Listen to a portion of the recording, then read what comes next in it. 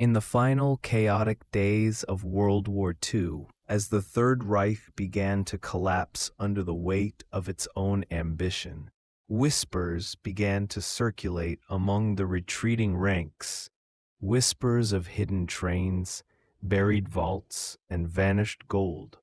Entire fortunes, looted from banks, museums, and families across Europe, were said to have been spirited away under cover of darkness. Some treasures vanished beneath the mountains of Austria. Others sank into lakes deep in the Bavarian forest, and still others disappeared into the mists of Eastern Europe, never to be seen again. Over the decades, historians, fortune hunters, and secret services have searched for these missing hoards, driven by rumors and fragments of evidence, a coded diary, a map drawn in pencil, a survivor's dying words. Some claim the treasures were destroyed. Others believe they remain intact, sealed in forgotten tunnels or beneath ruins where no one dares to dig. But beyond the gold and the jewels lies a deeper mystery: why the Nazis hid them, where they believed these treasures would serve their future cause, and what this says about the mindset of a regime facing its own annihilation. This is the story of the lost treasure of the Nazis, not just of wealth buried in earth and ice, but of power, secrecy, and obsession. Section 1. The Rise of the Hidden Fortunes. The origins of the Nazi treasure myth begin long before the war's end. In the early 1930s, when Adolf Hitler and his inner circle began consolidating power. From the moment they seized control of Germany, the Nazis viewed art, gold, and cultural relics not as property, but as symbols of control. They looted with methodical precision, guided by ideology as much as greed.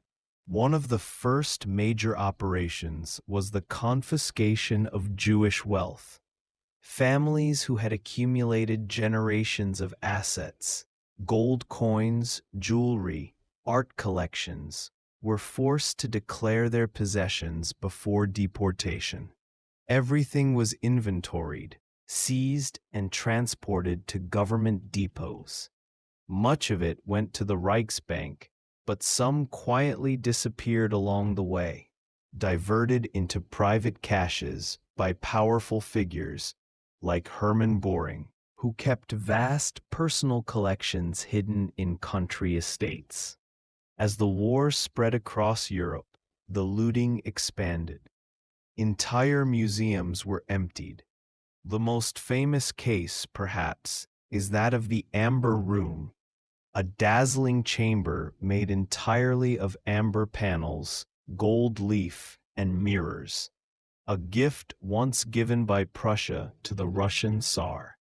The Nazis dismantled it piece by piece in 1941, shipping it to Königsberg, today's Kaliningrad. By the time Soviet forces arrived years later, it was gone, never recovered, despite countless searches. Yet as the tide of war began to turn, a new phase of secrecy began. By 1944, Germany's defeat seemed inevitable, and so began the Twilight operations, desperate efforts to hide or move vast treasures before the advancing Allied armies could capture them. One of the most infamous figures behind these efforts was Heinrich Himmler, head of the SS, who orchestrated the movement of gold, art, and archives into underground bunkers, salt mines, and even tunnels carved into mountains. The Nazi belief in future resurgence, the myth of a coming Fourth Reich, demanded that their material wealth survive even if the regime did not. In the Austrian Alps, the Salzkammergut region became one of the final refuges for Nazi loot. The Altaussee salt mine housed thousands of paintings, including masterpieces by Michelangelo, Vermeer, and Da Vinci, hidden behind heavy wooden doors. The mine's damp tunnels became a surreal underground museum where priceless art hung silently in the dark. But this was not just art. Beneath the mines and lakes of Central Europe, rumors spread of gold trains, armored locomotives carrying crates of bullion, currency, and even jewelry stripped from concentration camp victims. One such legend would later capture global imagination: the gold train of Walbreck, said to be buried in a sealed tunnel beneath Poland's Owl Mountains. Whether these stories were truth or clever distraction, they carried a strange weight, a mixture of history, myth, and the haunting reality of war's aftermath. And so, as the Reich crumbled, the treasure vanished into silence, a silence that would echo for decades. Section 2. The Gold Train Mystery. It begins, as so many mysteries do, with a whisper. A local tale passed between generations in a small Polish town, nestled at the foot of the Owl Mountains. The story told of a train that vanished without a trace. A heavy, armored locomotive loaded with Nazi gold, art, and stolen treasure, which disappeared into a sealed tunnel somewhere near the end of World War II. For decades, it was dismissed as a myth, a bedtime story for restless children. But in 2015, the legend was reborn. Two treasure hunters, Piotr Koper and Andreas Richter, came forward with a bold claim. Using ground-penetrating radar, they said they had discovered a metallic anomaly buried beneath a railway embankment outside the Polish town of Walbreck, near the borders of the ancient Reich. What they saw, they claimed, matched the dimensions of a train. The images hinted at long, straight structures that looked eerily like rail cars, entombed beneath layers of soil and stone. The news spread like wildfire. For a brief moment, the quiet town became the epicenter of global fascination. Journalists, historians, and adventurers arrived from across the world. Some came hoping for answers, others for gold. Excavation plans were drafted, security fences erected, helicopters hovered overhead. The Polish military was even called in to secure the area. Citing safety concerns, if the train existed, it might be laden not only with gold, but also with unexploded munitions or even deadly gas canisters. But before the modern fever of discovery, we must return to 1945, to the chaotic days when this mystery was first born. As the Red Army surged westward, the Nazi regime was unraveling. Cities were in flames, archives destroyed, and orders shouted into static-filled radios that no one obeyed anymore. Amid that collapse, a convoy of trains was reported leaving Breslau, modern-day Wrocław, under heavy SS guard.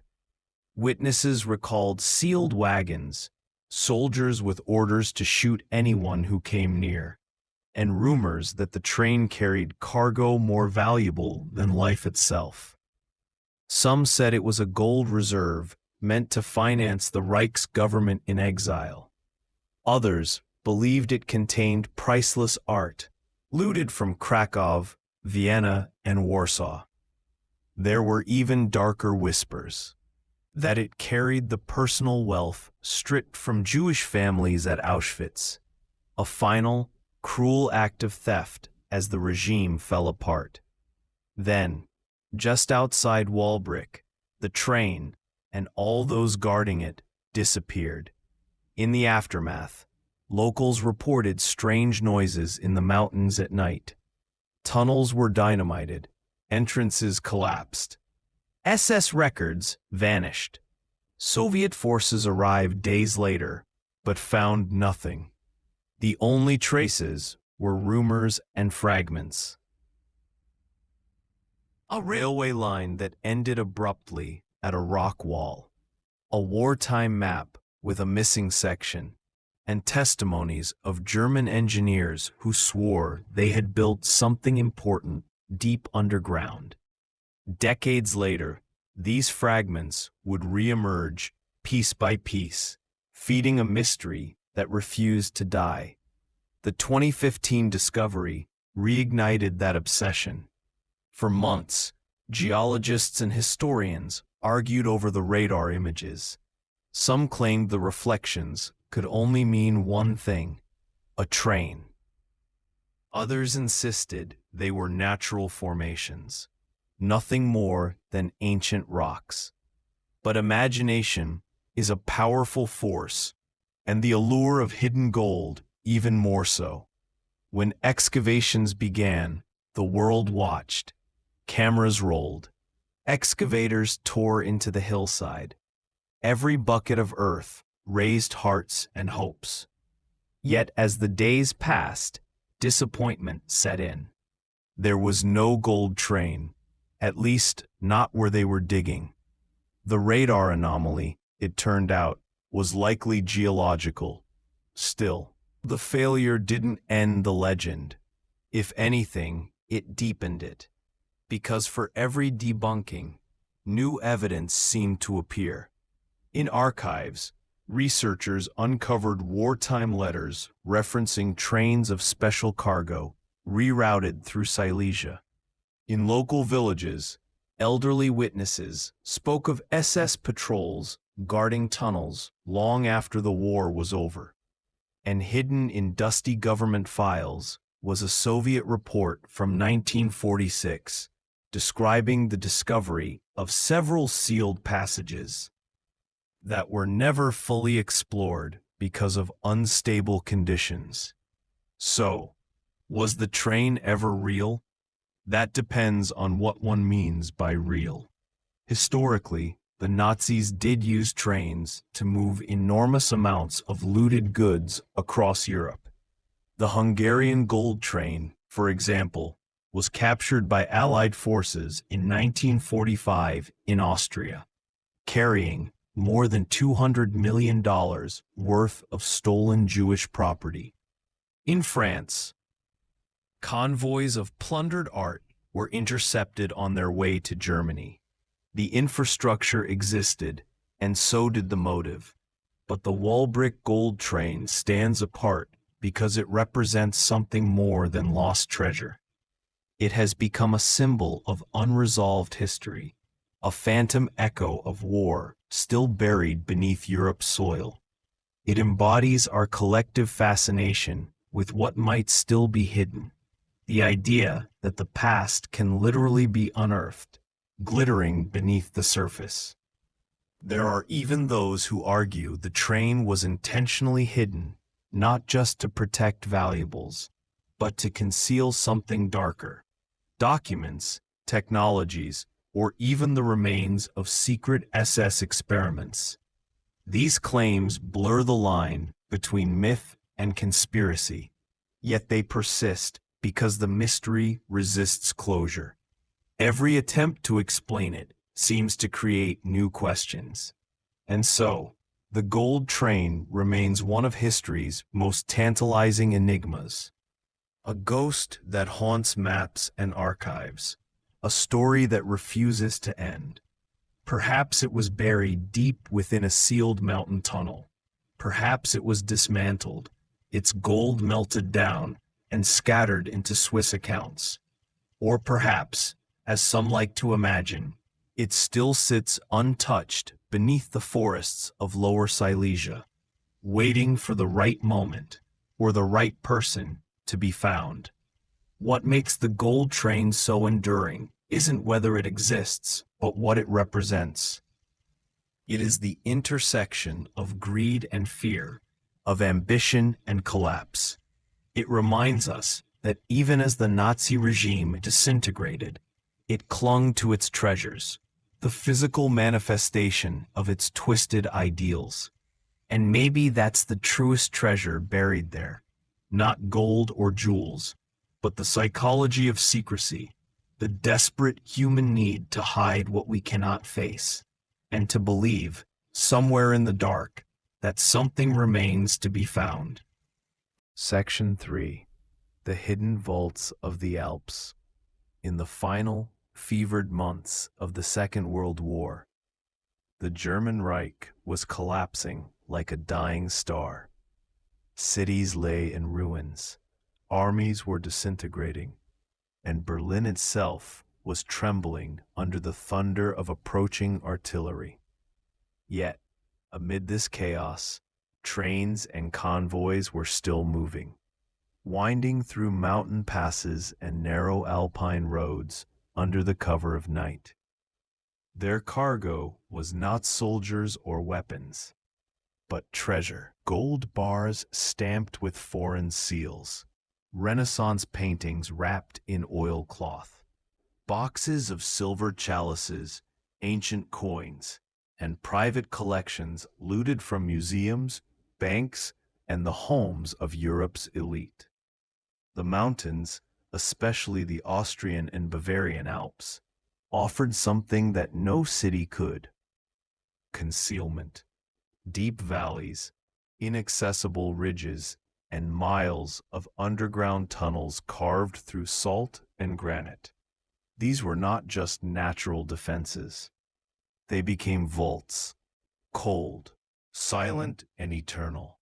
Among these, none was more famous or more mysterious than the Altaussee salt mine, nestled in the Styrian Alps of Austria. To the untrained eye, it looked like any other mountain: snow-capped peaks, dense forests, quiet villages at its base. But beneath the surface lay miles of winding tunnels, carved out over centuries to harvest salt, the white gold of Europe. During the war, the Nazis transformed this mine into a hidden warehouse of looted art. By 1944, more than 6,500 paintings and sculptures had been transported there. Works from the Louvre, the Uffizi, and countless private collections. Among them were Michelangelo's Madonna of Bruges, Vermeer's The Astronomer, and countless other masterpieces, all stored in wooden crates, marked with coded labels. The mine's cool, dry air preserved them perfectly, a strange kind of afterlife for art, entombed beneath the earth. But what's most haunting is why they were stored there.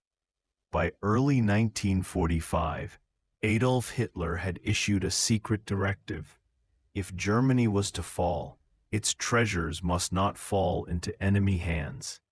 The order, known as the Nero Decree, commanded that infrastructure, art, and cultural heritage be destroyed to prevent capture. For the Altaussee mine, this meant disaster. Explosives were wired throughout the tunnels.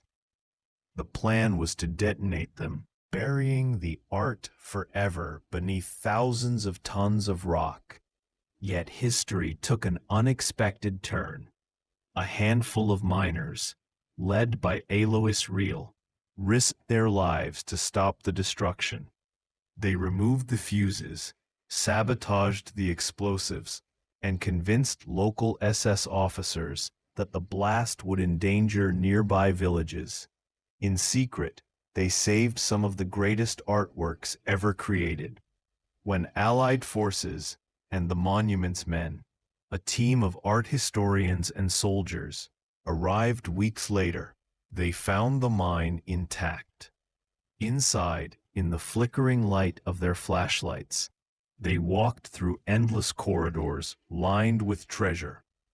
Ancient tapestries, gold reliquaries, and marble statues that had once graced royal palaces. The silence of the mine was broken only by the echo of their boots and the occasional creak of wooden crates that had not been touched in months. It was a miracle, but also a revelation. The Nazis had not merely stolen for greed. They had envisioned a future museum, the Führer Museum, planned for Hitler's hometown of Linz. There, all the stolen art of Europe was to be displayed, a grotesque monument to conquest and control. Altaussee had been its hidden womb, the dark heart where the vision was kept alive even as the Reich died. But Altaussee was not alone.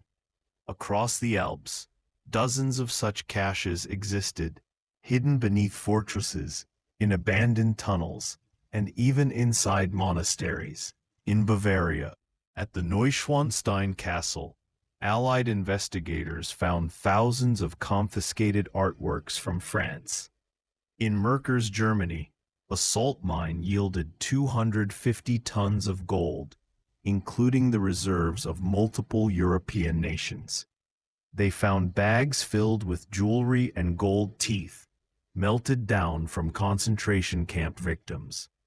A silent and horrifying testament to the regime's cruelty. Each discovery revealed the same pattern: precision, obsession, and fear. The Nazis had moved these treasures systematically, using engineers and SS guards to conceal them. Records were burned, maps destroyed. The people who knew the locations were often killed or disappeared in the chaos. And so, when the war ended, many of the caches remained unaccounted for, their entrances sealed, their coordinates lost to time. In the decades since, explorers and historians have returned to these mountains with new technology. Radar scans, sonar, drones. Some have found small caches of coins or paintings. Others have vanished into the labyrinthine caves, never to return. Every few years, another rumor emerges. A chamber discovered, a tunnel opened, a treasure glimpsed in the dark. But perhaps the most fascinating aspect of the story isn't the treasure itself. It's the idea behind it. The Nazis believed that by controlling culture, by literally owning the art of Europe, they could control memory, identity, and history itself. Each painting, each statue, was more than a trophy. It was a symbol of power. And so, when these treasures were hidden, it was as if a part of civilization itself was locked away with them, waiting to be rediscovered, waiting to breathe again. There's something hauntingly poetic about it. These mountains, which had existed long before human ambition, became unwilling guardians of that ambition's greatest expression and its greatest sin. The salt mines preserved both beauty and horror side by side. Michelangelo's Serenity beside the evidence of genocide. Even now, there are rumors that not all the vaults were found. Deep within the Tyrolean Alps, there are records of sealed tunnels that were never reopened after the war. Local legends speak of SS trucks that entered the mountains and never came out. Some believe entire archives of Nazi gold, stolen from across Europe, still lie buried there, guarded not by men, but by rock and silence. The truth, as always, remains elusive. But one thing is certain: every stone in those mountains has a memory, and every echo carried down a cold tunnel whispers of the past, of men who tried to build an empire of forever, and of the beauty they tried to own, but never truly could. Section 4. The Amber Room, the world's missing wonder. There are treasures that glitter with gold, and there are treasures that breathe with legend. The Amber Room was both. a chamber so magnificent that those who entered it described it as if stepping inside the sun itself. Walls glowing with honey-colored light, panels alive with warmth, mirrors and mosaics that shimmered like frozen fire. It was one of humanity's great masterpieces, and one of the world's greatest mysteries. The Amber Room's story begins not in Germany, but in Prussia, in the early 18th century.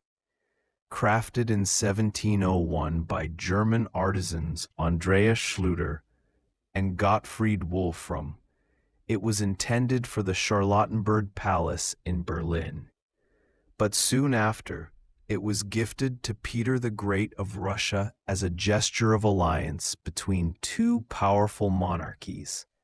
The panels were transported to St. Peter's Palace, Petersburg, and installed in the Catherine Palace, where they became the jewel of the Russian Empire, a glowing heart of amber, gold, and light that captured the world's imagination. By the 20th century, the Amber Room had already weathered revolutions and wars, but in 1941, as the German army advanced deep into Soviet territory during Operation Barbarossa, it was once again caught in the storm of history when Nazi forces reached the Catherine Palace. The curators had tried desperately to dismantle and hide the room, but the fragile amber crumbled under their hands. So instead, they covered it with wallpaper and prayed it would be overlooked. It wasn't. German soldiers, trained and instructed to locate cultural treasures, recognized it immediately. Within 36 hours, the Amber Room was dismantled, packed into crates, and shipped to Königsberg, modern-day Kaliningrad, where it was displayed in the local castle museum. There, visitors were said to have gasped as they entered. Even amid the rubble of war, the room shone like the memory of another world. But as the tide turned against Germany, the Amber Room vanished. When Allied bombers destroyed much of Königsberg in 1944, the castle was reduced to smoldering ruins, and with it, perhaps, the treasure. Or so the story goes. No one truly knows. Some witnesses claimed they saw crates loaded onto trucks, bound for the countryside. Others swore that the panels were loaded onto a ship, the Wilhelm Gustloff, which later sank in the icy Baltic Sea, taking thousands of lives with it. In the chaos of war's end, the Amber Room disappeared completely. For decades, rumors have surrounded its fate. Some claim it still lies buried beneath the ruins of Königsberg Castle, encased in concrete. Others believe it was hidden in the salt mines of Thuringia, or in a secret bunker beneath the Ore Mountains. Treasure hunters, armed with radar scanners and fading maps, have searched forests, mines, and lakes. Each year, another expedition promises to find it. Each year, the mountain keeps its secrets. One particularly haunting theory suggests that the Amber Room was deliberately destroyed by the Nazis themselves. As the Allies closed in, high-ranking officers, perhaps under the orders of the SS, might have set fire to the crates to prevent their capture. If true, the world's most beautiful room was reduced to smoke and ash in a matter of hours, its golden glow extinguished forever. Yet somehow, the mystery endures, because people want it to endure. The Amber Room is not just an artwork, it's a symbol. It embodies both the height of human creativity and the depths of human greed. It was crafted for beauty, but consumed by conquest. And even now, centuries later, It reminds us of how fragile beauty can be when caught between ambition and destruction. What made the amber room so powerful wasn't only its material, it was the illusion it created. Amber, unlike gold or marble, is organic. Its ancient resin, hardened over millions of years, capturing the life of prehistoric forests, insects, pollen, fragments of sunlight turned solid.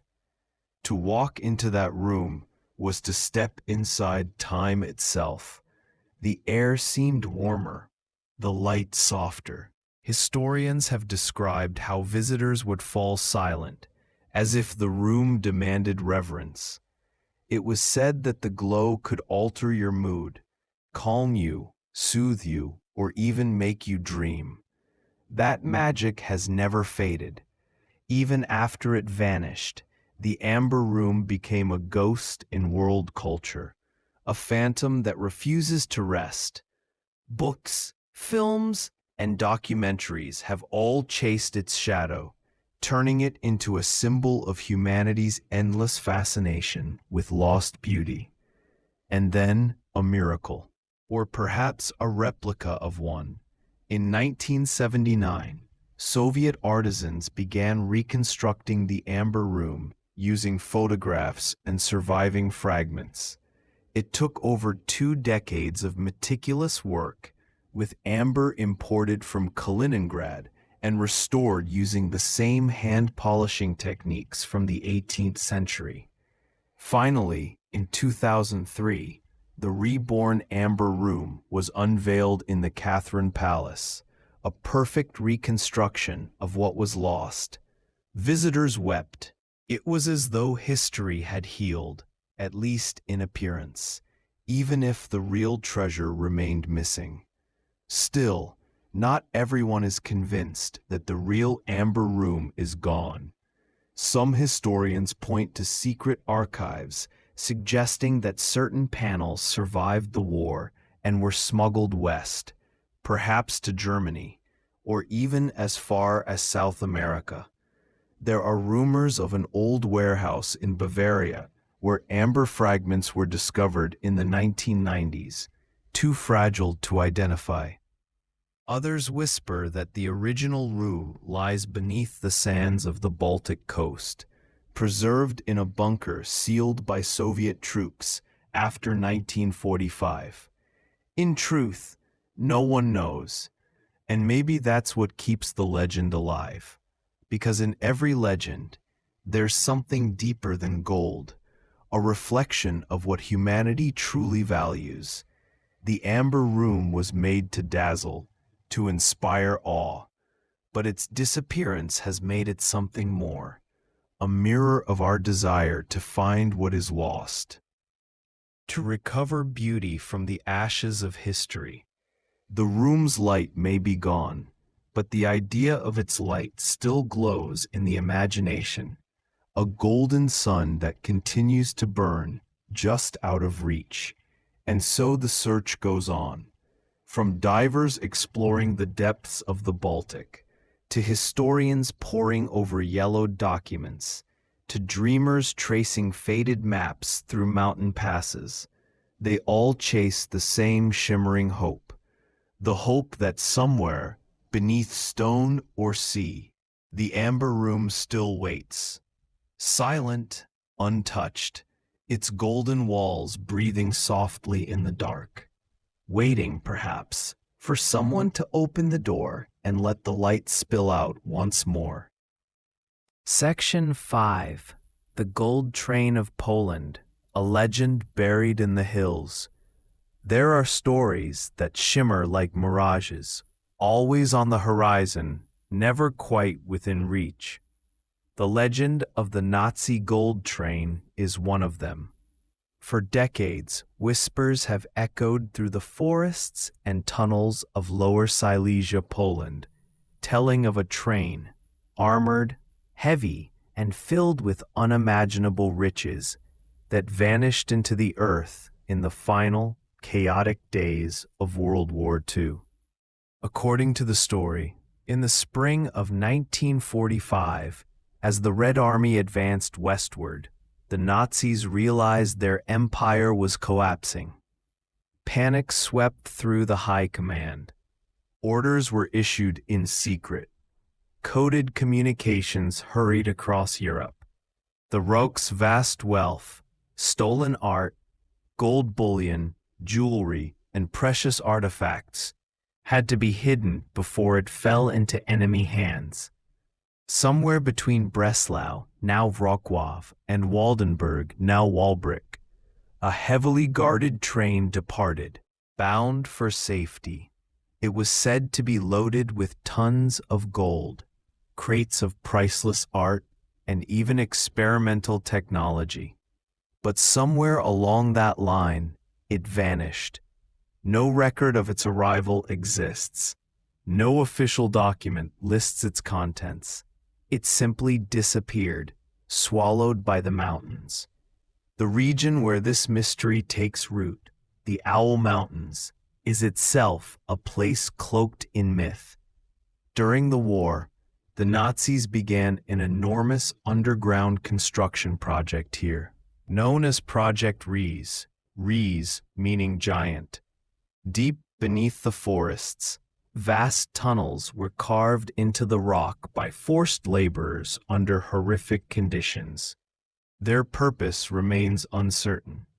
Some say they were meant for underground factories, others for Hitler's secret headquarters. Many died digging those cold corridors, their graves unmarked, their stories forgotten. It's in this shadowed labyrinth that many believe the gold train still rests. After the war, Soviet forces took control of the area and sealed many of the tunnels. Decades later, when Poland reclaimed the land, locals began to speak in hushed tones of what their parents had seen. Trains rolling into tunnels, guarded convoys at night, the sound of explosives sealing the entrances. But these were stories, told in kitchens and taverns, passed down like folklore.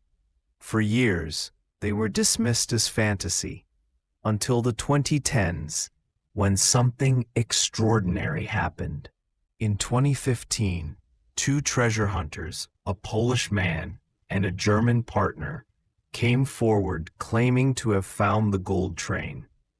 Using ground-penetrating radar near the town of Walbrecht, they reported detecting a massive metal object buried beneath the hillside, roughly 100 meters long, with a shape consistent with a train.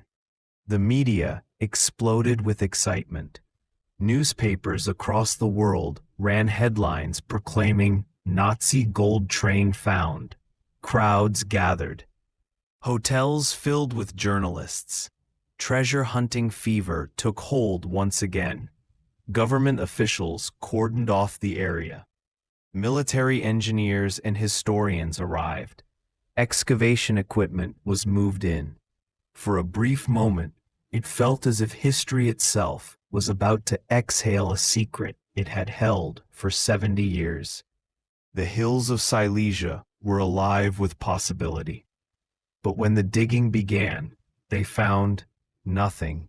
No train, no tracks, just earth, rock, and silence. Skeptics declared the entire story a hoax, but others weren't so sure. Some believed the Polish authorities had found something, perhaps something dangerous, and quietly removed it before the public could see. Others speculated the radar signatures could have indicated sealed tunnels or underground chambers deeper than expected. Even today, the truth remains uncertain. Yet one thing is clear. Whether the train ever existed or not, the legend refuses to die. Part of what makes the gold train story so captivating is its timing. Those final months of the Third Reich were filled with chaos, secrecy, and desperation. Millions of documents were destroyed, soldiers fled, and convoys vanished. The Nazis had hidden vast amounts of treasure throughout Europe, in salt mines, lakes, and caves. Some caches have since been recovered. Paintings by Da Vinci and Vermeer, gold bars stamped with the Reich's eagle insignia.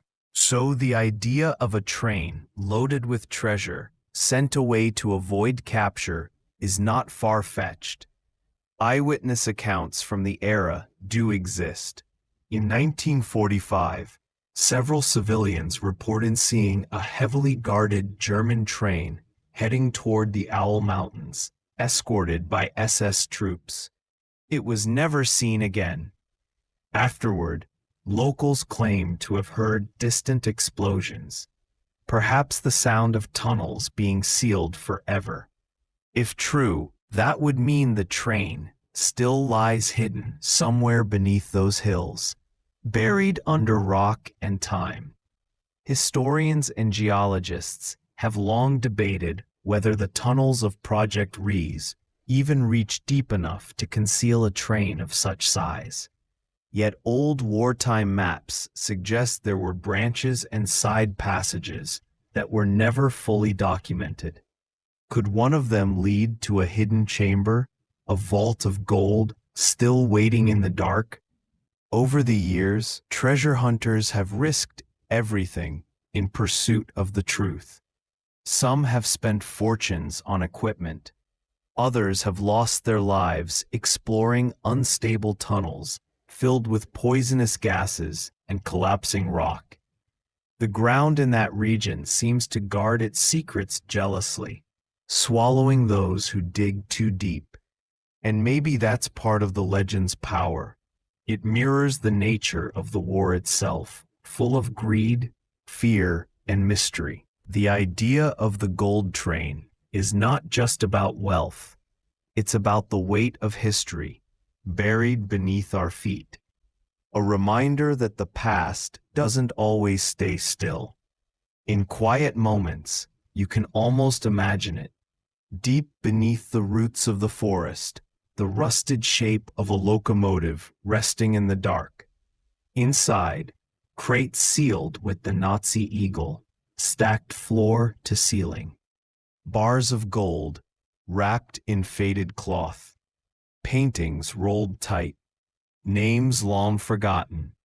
The air still, the silence unbroken since 1945. It's haunting to think that somewhere, perhaps just meters below the surface, a piece of history sleeps untouched. And maybe in that sleep, it's better left undisturbed. Because the gold train isn't merely a story of treasure. It's a story of obsession. Every generation that searches for it carries a reflection of those who hid it. The same hunger, the same fascination. We may not dig with shovels anymore. We dig with curiosity, with imagination, with the desire to uncover what others wanted to erase. And in that sense, the gold train does exist. It exists in the collective mind, a phantom rumbling eternally through the mists of history, its whistle lost to time, but its legend forever echoing through the Polish hills. Section 6, The Eagle's Nest, Hitler's Secret Stronghold and Its Hidden Vaults.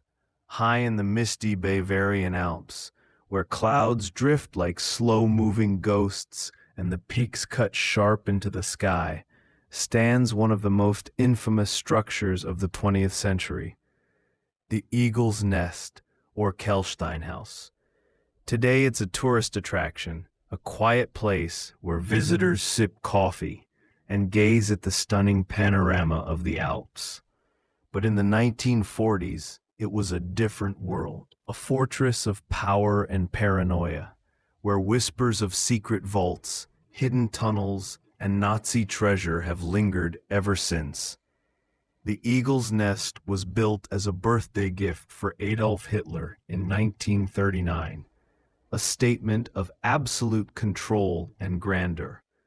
Perched 1,834 meters, 6,017 feet above sea level, it was designed to impress and intimidate.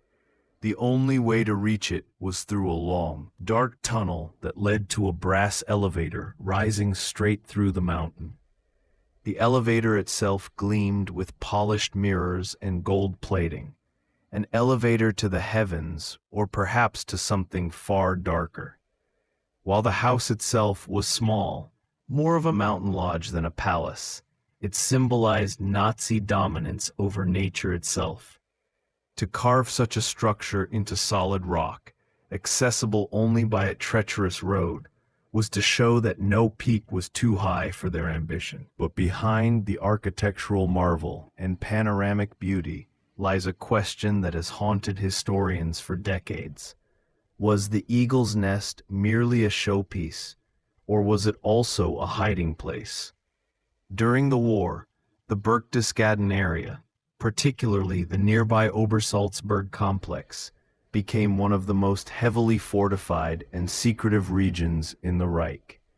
Beneath the mountains, engineers carved a sprawling network of tunnels, bunkers, and chambers. There were air raid shelters, command posts, and communication centers, but there were also sealed rooms, locked behind steel doors, whose purpose remains unclear. When the Allies captured the region in 1945, many of these underground areas were found partially destroyed, deliberately flooded, or inaccessible. Some were filled with debris and rubble, others with nothing at all. But among the soldiers and intelligence officers who first entered those tunnels, rumors began to spread. Rumors of hidden vaults that the Nazis had used to store gold, currency, and works of art, looted from across Europe. One British intelligence report from that time mentions sealed compartments beneath the Obersalzberg area, believed to contain valuables and documents of the Reich Chancellery. But when they tried to open those compartments, they found that the entrances had been collapsed with explosives. Whether to keep people out or something in remains a mystery. The connection between the eagle's nest and these underground vaults is where legend takes over. Locals have long told stories of secret passages connecting the mountaintop retreat to deeper chambers in the mountain, tunnels wide enough for small carts or crates. Supposedly, during the final weeks of the war, convoys of trucks were seen driving up the narrow road at night, delivering crates that never came down. No record of their contents exists, but many believe they were part of a desperate last attempt to hide the Reich's remaining wealth. To this day, treasure hunters comb the forests and hillsides around Berchtesgaden, convinced that something lies beneath. Some use radar, some use old Luftwaffe maps, and others simply follow intuition. A few have claimed to find unusual readings beneath the rock, large hollow spaces deep inside the mountain. But excavation is nearly impossible. The area is protected, and much of it still unstable from wartime destruction. Still, one can't help but imagine what those hollow spaces might hold. Gold bars stamped with eagles and swastikas, crates marked Berlin, paintings stripped from museums in Paris or Vienna, or perhaps something even more symbolic, the lost archives of the Reich, detailing the movements of hidden assets across Europe and South America. And yet, the fascination with the eagle's nest isn't just about what might be buried there. It's about the eerie contrast between what it was and what it became. Today, sunlight filters gently through its panoramic windows. Tourists chat over coffee, cameras clicking, while outside the peaks stretch endlessly into the horizon. The air is still, clean, serene. There is almost no trace of the terror and ideology that once loomed here. But beneath that calm, beneath the carefully restored stone, lies the memory of something darker, a reminder that beauty and evil once shared the same view. Historians note that the SS kept meticulous records of items moved in and out of Obersalzberg, but that many of those records vanished at the end of the war. A single entry in a 1944 ledger references special crates, alpine storage, top priority. No one knows what they contained, but some speculate that they were part of a broader operation to disperse the Reich's wealth through multiple hidden depots, from mines in Austria to caves in the Alps.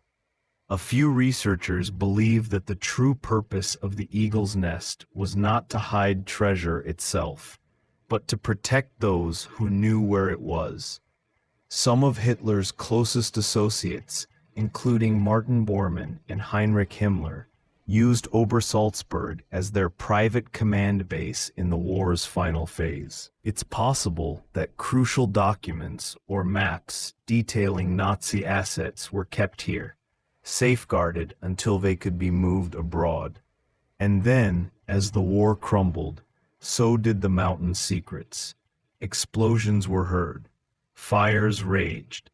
When the Americans arrived, much of the underground network was already destroyed, not by bombs, but from within. It was as if someone wanted to ensure that whatever had been hidden there would never see daylight again.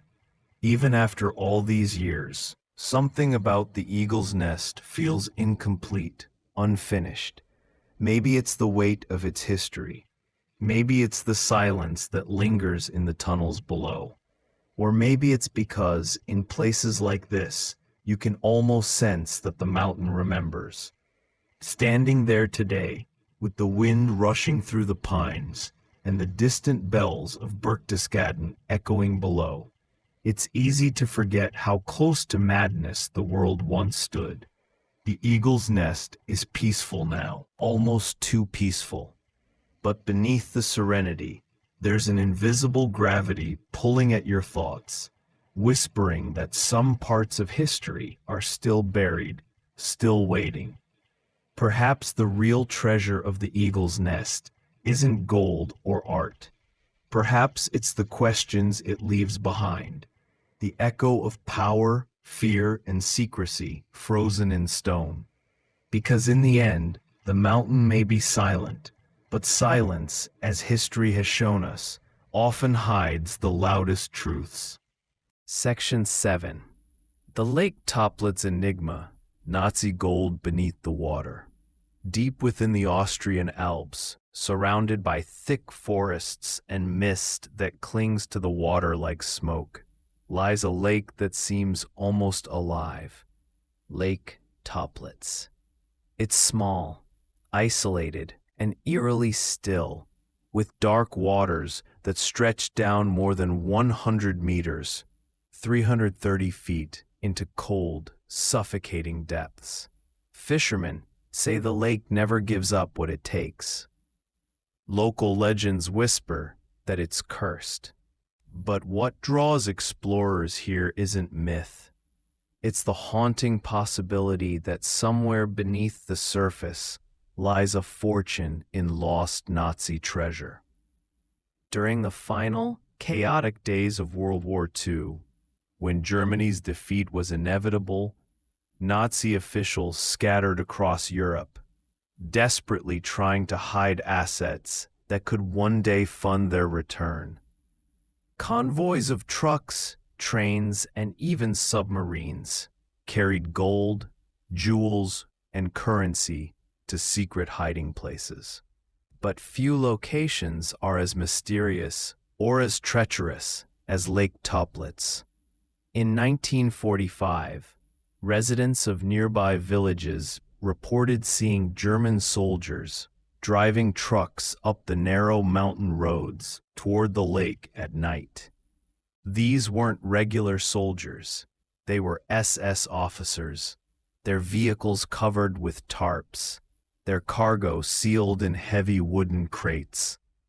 The locals watched from the shadows, as men rowed the crates onto the lake in small boats, and then, one by one, pushed them into the dark water. Hours later, the soldiers vanished, leaving behind only ripples that quickly faded into silence. For decades, no one dared to approach the site. The lake had a reputation even before the war. Its depths are layered with salt water trapped from ancient geological shifts, creating a dead zone where nothing lives, not even bacteria. The lower layers are thick with mud and almost impossible to penetrate. A perfect natural vault. Anything that sinks there stays preserved for centuries, untouched and unseen. By the 1950s, whispers of Nazi treasure began to resurface. Adventurers, journalists, and even intelligence agencies became fascinated with Lake Toplitz. In 1959, a team of divers from the German magazine Stern launched one of the first expeditions. What they found confirmed part of the legend, but also deepened the mystery. At the bottom of the lake, they discovered dozens of wooden crates, but instead of gold, they contained forged British banknotes, millions of pounds, printed with incredible precision. It was the remnants of Operation Bernhard, a secret Nazi plan to flood the British economy with counterfeit money. The discovery was shocking, not because of the forgeries themselves, but because it proved that the SS had used the lake as a dumping ground for secret projects. If they hid forged currency there, what else could be lying in those depths? The divers also reported seeing metallic glints deeper in the silt, shapes that resembled boxes or containers larger than the forged note crates. But diving technology in the 1950s was limited, and the depth made exploration perilous. Many who attempted to go lower reported equipment malfunctions, disorientation, or sudden changes in water pressure. The lake, it seemed, didn't want to give up its secrets. In the years that followed, rumors multiplied. Some claimed that gold bars and priceless art were sunk alongside the forged currency. Others suggested that documents, perhaps evidence of Nazi escape networks or Swiss bank transactions, were hidden there. A few even whispered that experimental weapons, including nerve gas or chemical agents, were dumped to erase evidence of war crimes. The Austrian government eventually restricted diving in Lake Toplitz, citing safety concerns. But unofficially, many believe it was to prevent looting, or worse, the uncovering of politically sensitive material that could reignite long-settled controversies. In 2000, a joint team of Austrian scientists and British divers used advanced sonar and remotely operated submarines to scan the lakebed. What they found was astonishing. Clear evidence of man-made objects scattered across the silt. Some appeared to be wooden, others metallic, with dimensions consistent with shipping crates or small chests. However, due to unstable sediment layers and poor visibility, only a few could be retrieved, and those that were contained nothing but rotted wood and rusted metal fragments. Still, the evidence was enough to fuel new speculation. One Austrian historian, Friedrich Müller, proposed that the SS deliberately sank decoy crates, empty or worthless, to distract anyone searching for the real treasure. The true containers, he believed, were buried in underwater caves along the lake's edge, sealed behind rockfalls. A few local divers claim to have found such caves. Dark, narrow openings barely wide enough for a person, but none dared to go far inside. The danger was too great.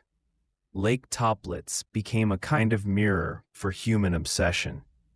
For every explorer who claimed to find something, there were 10 more who lost themselves chasing the legend.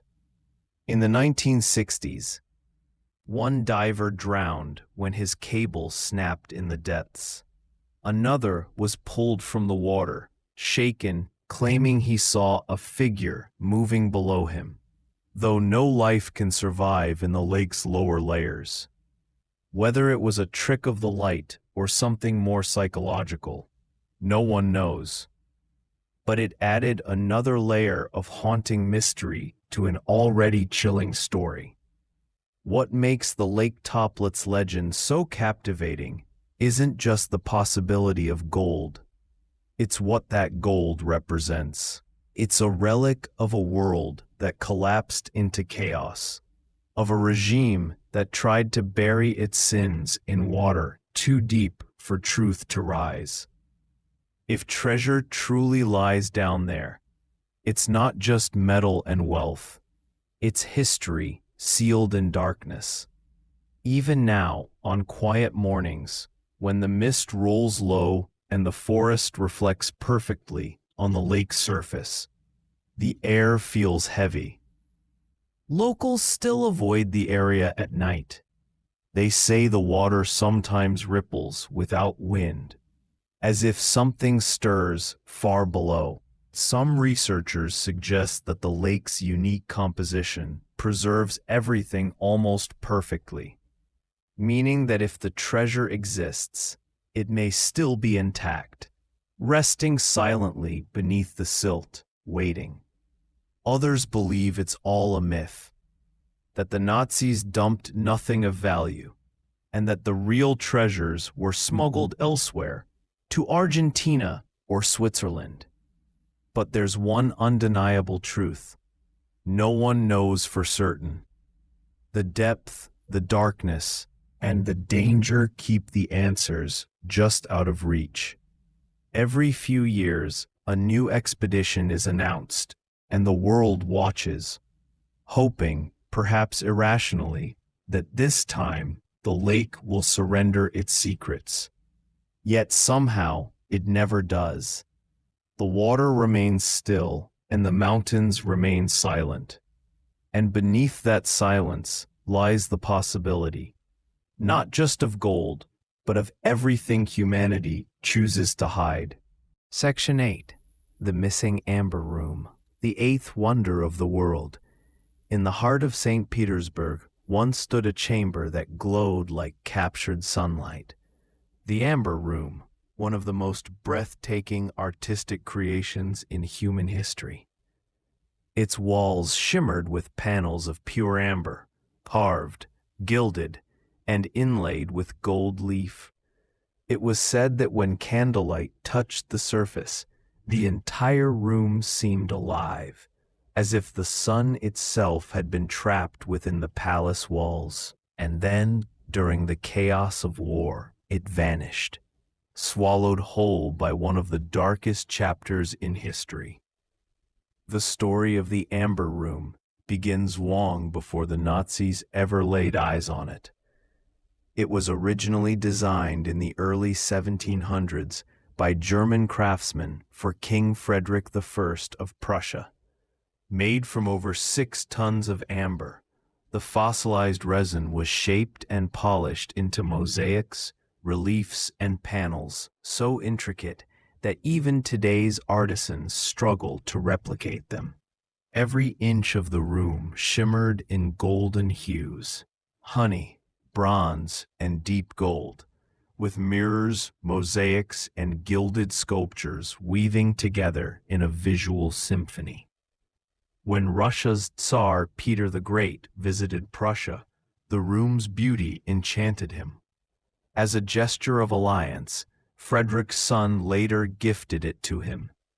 It was disassembled, packed carefully into crates, and shipped across Europe to Russia, where it was installed in the Catherine Palace near St. Petersburg.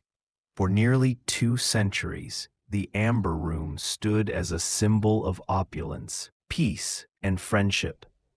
Visitors described stepping inside as an almost spiritual experience, the golden light bathing them in warmth, as though standing in a temple of the sun. But in 1941, that peace shattered when Nazi Germany invaded the Soviet Union.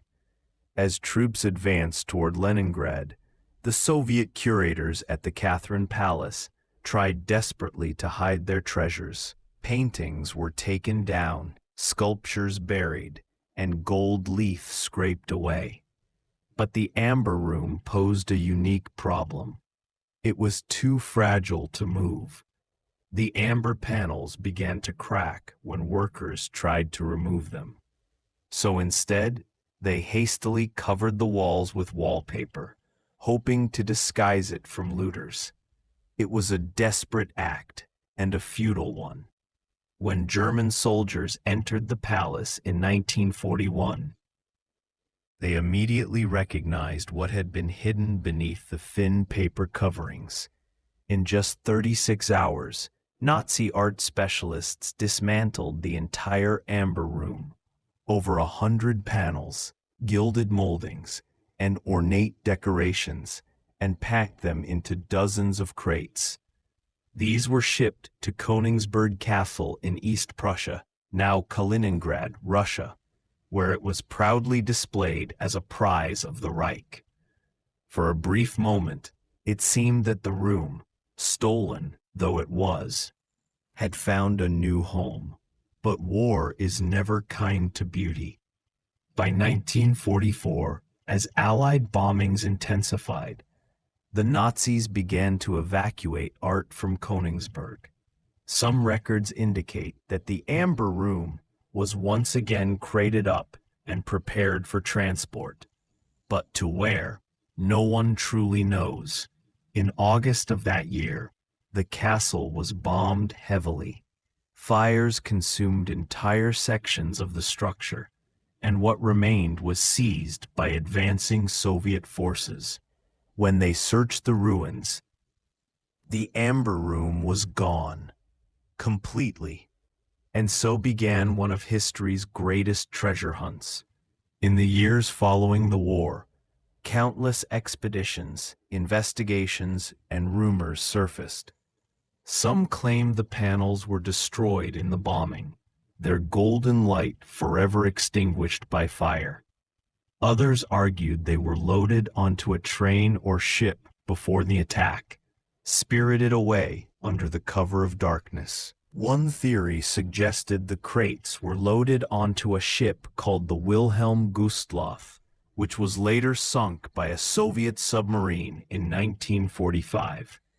If that story is true, the Amber Room could still lie at the bottom of the Baltic Sea, preserved in the freezing, oxygen-poor waters. Another, more haunting rumor spoke of a hidden mine deep in the Harz Mountains of Germany, one of many underground storage sites the Nazis used for looted art. Some witnesses claimed to have seen trucks arriving there late in the war, under heavy guard, unloading crates marked with Imperial Russian seals. But no such crates have ever been found. Through the Cold War, both Soviet and German authorities launched their own secret searches. Teams scoured castle ruins, railway tunnels, and abandoned salt mines. Occasionally, fragments appeared, a mosaic, a small amber panel, a gilded frame, surfacing in private collections or smuggled through black markets. Each time, hope flickered that the full treasure might still exist somewhere. One of the most compelling discoveries came in 1997, when a German art collector tried to sell a mosaic panel believed to be from the original Amber Room. Investigators confirmed it matched photographs from before the war. How he obtained it remains unclear. He claimed it had been passed down through his family since 1945. Yet even this fragment raised more questions than it answered. If one piece survived intact, what of the rest? Many experts now believe the Amber Room was hidden deliberately and systematically. The Nazis had long planned for the possibility of defeat, and they scattered stolen treasures across Europe in secret caches. Some historians suggest that high-ranking SS officers may have ordered the dismantled panels sealed in reinforced containers and buried in mine shafts or mountain tunnels. If so, they could still exist, untouched, waiting in the dark. In recent years, modern technology has reignited the search. Ground-penetrating radar, underwater drones, and 3D mapping have revealed countless possible hiding spots in Eastern Europe, yet none have yielded definitive proof. The Amber Room remains missing, a ghost of light and craftsmanship lost to time. But what makes its story endure isn't just the mystery, it's the emotion. The Amber Room wasn't merely a collection of art and gold. It was a masterpiece that embodied the best of human creativity. It was born from diplomacy, nurtured by peace, and destroyed by greed. Its disappearance feels symbolic, a reminder of how beauty and destruction are often intertwined in history. Today, a meticulous reconstruction stands in the Catherine Palace. Russian craftsmen, using old photographs and surviving fragments, spent decades recreating it. Completed in 2003, it glows once again, as if resurrected from memory. Visitors still describe feeling warmth when they step inside, not from the sun, but from the care, patience, and reverence that brought it back to life. And yet, the original remains out there, perhaps lost forever, perhaps waiting, hidden in a mine, sunk in a shipwreck, or reduced to ash. No one can say for certain. But the allure of the Amber Room lies not only in its physical beauty, but in what it represents, the eternal, flickering human desire to preserve wonder, even when the world around it is burning. Some treasures are meant to be found. Others, like the Amber Room, remind us that mystery itself can be its own kind of light. Section 9. The Gold Train of Hungary, Vanishing Wealth Beneath the Rails. In the spring of 1945, as the Second World War spiraled toward its violent conclusion, an extraordinary train left Budapest under heavy guard. Its destination, the heart of the Austrian Alps. Its cargo, not soldiers nor weapons, but the plundered wealth of an entire nation. Jewelry, paintings, silverware, religious artifacts, and gold by the ton. It would soon be called the Hungarian Gold Train, one of the most haunting and elusive relics of Nazi greed, and its disappearance remains a question that still stirs unease to this day. The story of the Gold Train begins not with the Nazis, but with fear. As Soviet forces advanced into Eastern Europe in early 1945, chaos spread through Hungary. The country, once an ally of Germany, was now a battlefield. In the final months of the war, members of Hungary's fascist Arrow Cross regime, led by Ferenc Selassie, began seizing assets from Jewish families under the guise of safekeeping. Tens of thousands were already being deported to camps. Those who remained were forced to surrender their wealth. Gold coins, heirloom jewelry, diamond-encrusted watches, paintings, porcelain, religious icons, even the contents of their homes. The items were catalogued, packed into chests and trunks, and marked with their owners' names, though few of those owners would ever return. By April 1945, with the Red Army closing in, the Hungarian government decided to move these treasures westward, away from Soviet hands. They commandeered a train, a long convoy of freight cars, many sealed shut, and loaded it with everything that could be taken.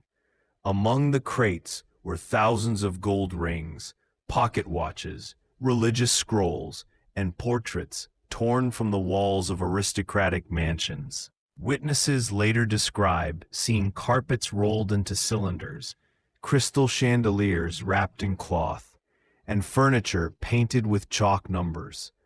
The total value of the cargo, by today's standards, would likely exceed $1 billion. The train, guarded by armed soldiers and members of the Arrow Cross, set out across the Hungarian countryside, headed toward Austria. Some called it the ghost train, for it carried not only riches, but the weight of human loss. Behind every gold brooch and diamond bracelet was a story, a family, a life extinguished. The train was both a treasure trove and a tomb. As the convoy approached Austria, it grew increasingly desperate to find safe passage. The Nazis were collapsing. German command was in disarray. The engineers rerouted through winding mountain passes, sometimes halting for days at remote stations to avoid Allied bombings. Eyewitnesses recalled that soldiers grew paranoid, some looting the cargo for themselves, others burying smaller boxes along the route. In one mountain village, a priest later claimed that villagers saw soldiers hiding crates beneath a chapel floor before blowing up the entrance. No one ever found them. Eventually, the gold train reached Werfen, a town nestled among the Austrian Alps, not far from Salzburg. There, American troops intercepted it in May 1945. By then, the German Reich had surrendered. The train, once a rolling fortress of greed, was now a derelict symbol of defeat. When U.S. forces pried open the sealed cars, what they found was staggering. Hundreds of chests of gold, trunks filled with silverware, boxes of jewelry, paintings by old masters, and even Torah scrolls wrapped in linen. But perhaps more haunting than the wealth itself were the personal traces left behind. Children's toys, wedding rings, family portraits. These were not merely treasures. They were lives, frozen in absence. Officially, the U.S. military took control of the cargo, recording it as property of unknown origin. But what happened next has long been the subject of suspicion and controversy. Over the following months, parts of the treasure disappeared. Some of it was sent to collection centers for restitution, yet much was never properly inventoried. Witnesses later testified that American officers had selected items for their own use. Antiques appearing in military lodgings, silverware decorating command offices, jewelry worn by officers' families. The U.S. government later acknowledged that mismanagement occurred, though the full extent remains unclear. A 1990s investigation concluded that much of the Hungarian treasure had been sold off by Allied authorities in the late 1940s, its proceeds placed in refugee funds, an act intended for humanitarian purposes, but one that did little to comfort the families whose possessions had been stolen twice over. And yet, even that may not tell the full story. For decades, rumors have circulated that part of the gold train's cargo never reached the Americans at all. Some believe that a portion was offloaded before capture, hidden in the Austrian mountains. The Tennen Mountains, a rugged range near Werfen, are often mentioned, riddled with caves and old salt tunnels once used by the Nazis for weapons storage. In the post-war years, Treasure hunters and local villagers occasionally stumbled upon traces, fragments of silver cutlery, a gold pocket watch, a painting half buried beneath rubble. Each discovery sparked new waves of speculation that vast quantities of gold and jewels might still be entombed deep underground. Modern researchers have traced these rumors to a variety of sources. Old testimonies, declassified documents, and post-war interrogations. Some point to a small detachment of SS officers who disappeared into the mountains shortly before the Americans arrived. Others suggest the cargo was divided onto trucks and driven to isolated monasteries, where it was secretly stored in crypts. In several monasteries across Austria and Bavaria, local legends still speak of mysterious boxes delivered under the cover of darkness, guarded by men who vanished at dawn. Even today, in the forests around Salzburg and the caves of the Dachstein Alps, explorers continue to search for the lost gold of Hungary. They bring with them metal detectors, ground-penetrating radar, and old wartime maps. Some claim to have found sealed tunnels with rusted train tracks leading into the rock, entrances now collapsed or flooded. But no official expedition has ever confirmed the existence of a buried treasure site. Beyond the legends, however, lies something more profound, the enduring power of what the gold train represents. It was not merely a story of lost riches, but a human tragedy, a mirror reflecting how desperation, greed, and survival intertwined in the final, frantic moments of the war. For every bar of gold, there was a name once etched into a wedding band. For every pearl necklace, a story of love, loss, and remembrance. In that sense, the true treasure of the gold train is not what was hidden, but what it reminds us of, the fragility of civilization in times of chaos, and how easily beauty and meaning can be swallowed by the machinery of war. Somewhere, perhaps beneath the quiet snows of the Austrian mountains, the missing crates of the gold train may still lie, buried beneath decades of earth and silence.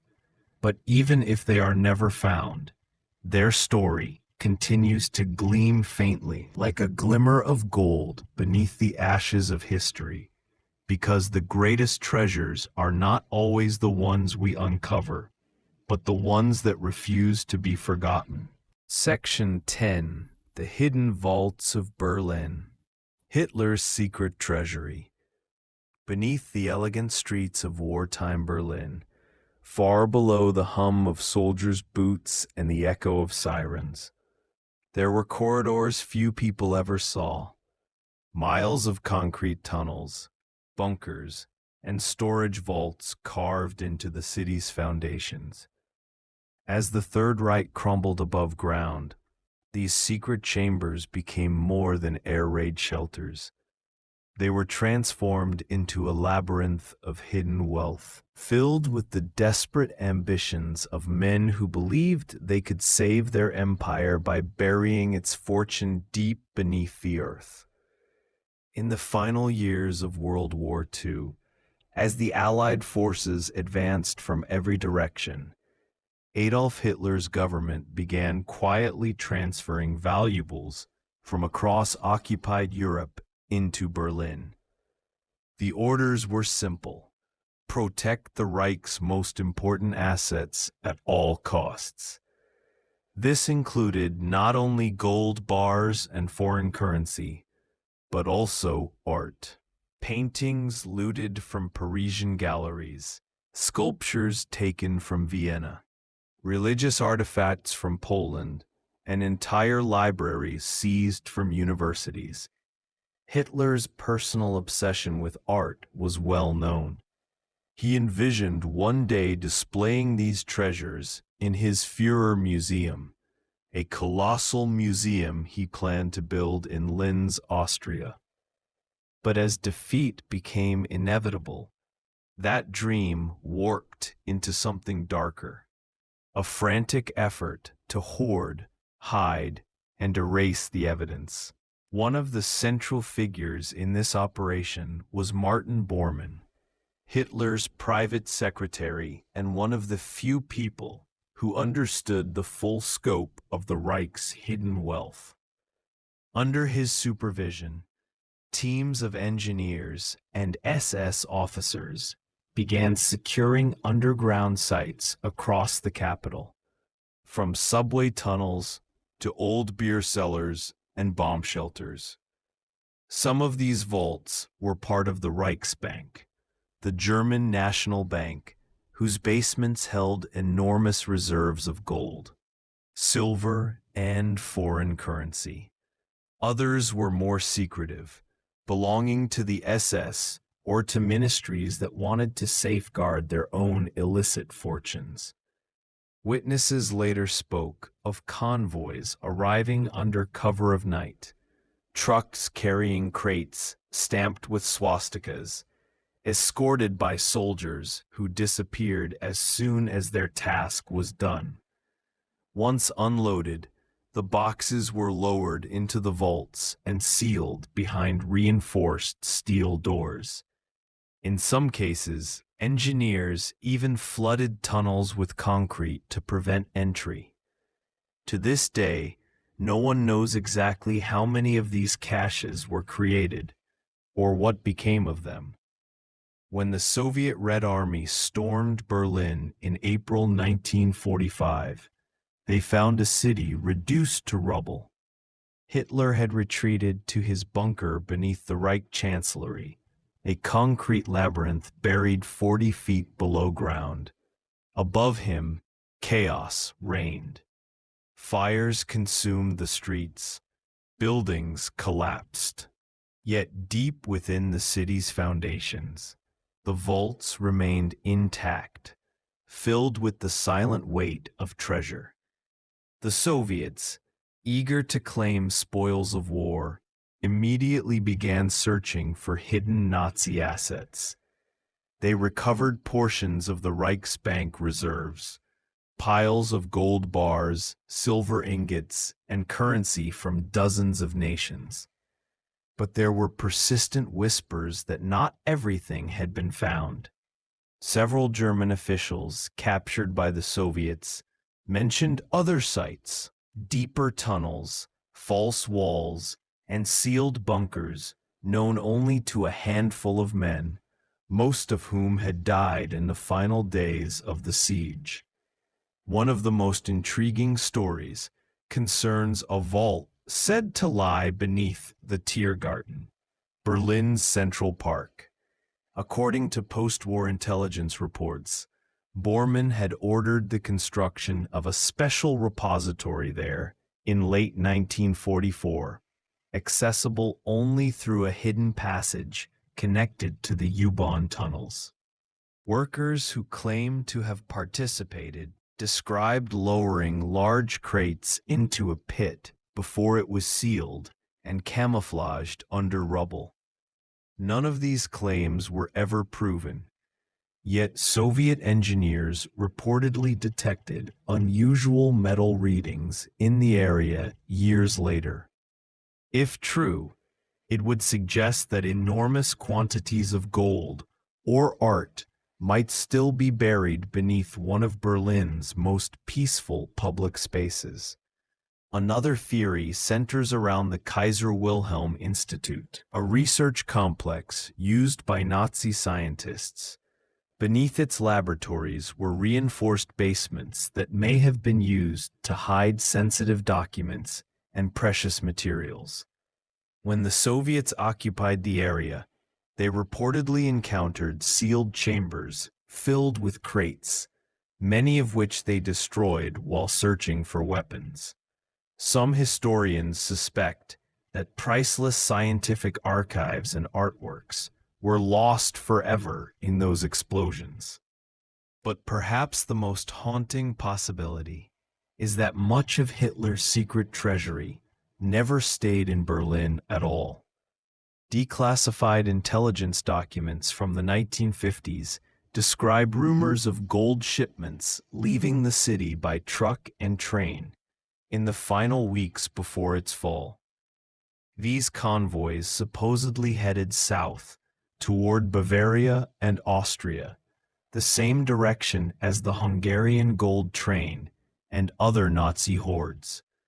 Whether they ever arrived is uncertain. Some believe the cargo was hidden en route, buried in forests or mines along the way. Others suggest it was handed to loyal SS units who fled into the Alps, determined to preserve what they saw as the Reich's seed capital for a future resurgence. In the aftermath of the war, both Allied and Soviet forces competed to locate these treasures. The Soviets conducted extensive excavations in Berlin, while the Americans launched Operation Safe Haven, a mission to trace Nazi assets hidden across Europe.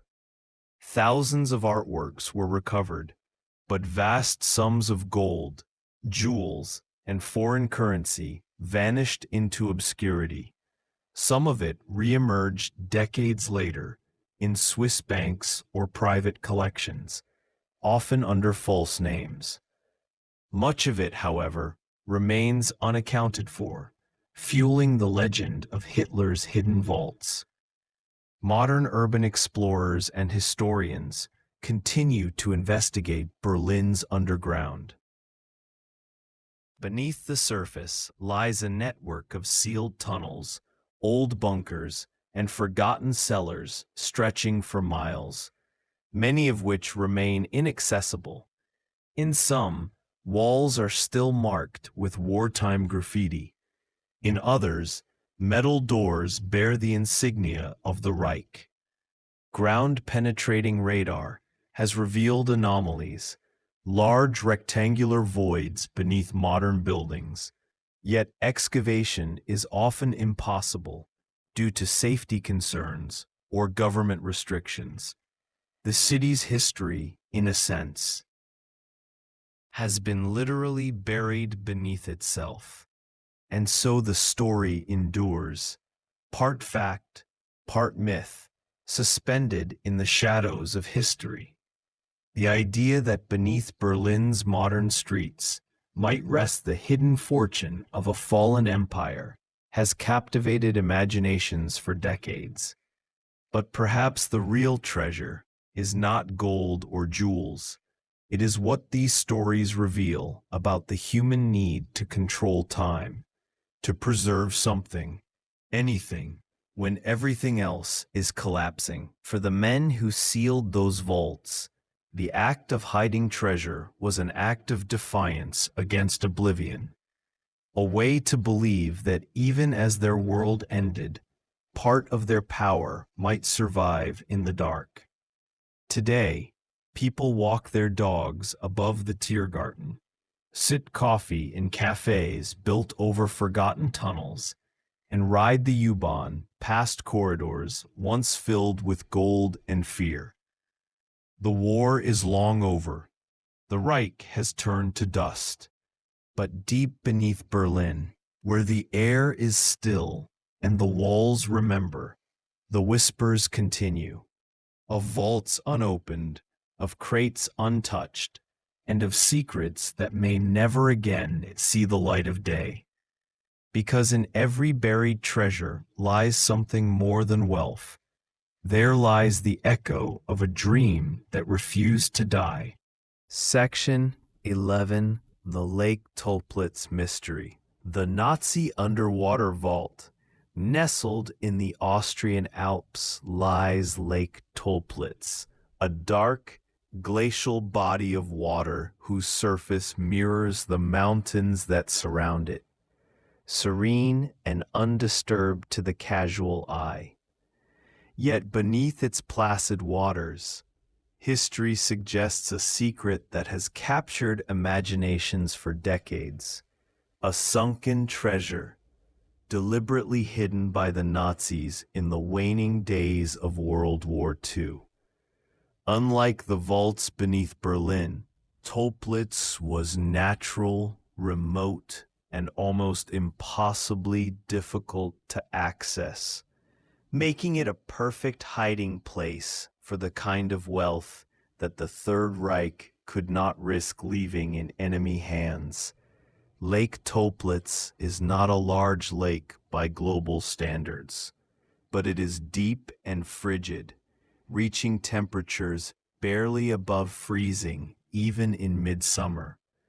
Its waters are opaque, darkened by centuries of alpine sediment, and its underwater terrain is treacherous. Submerged cliffs, sudden drop-offs, and hidden sandbanks. During the 1940s, German forces recognized the strategic advantages of such a location.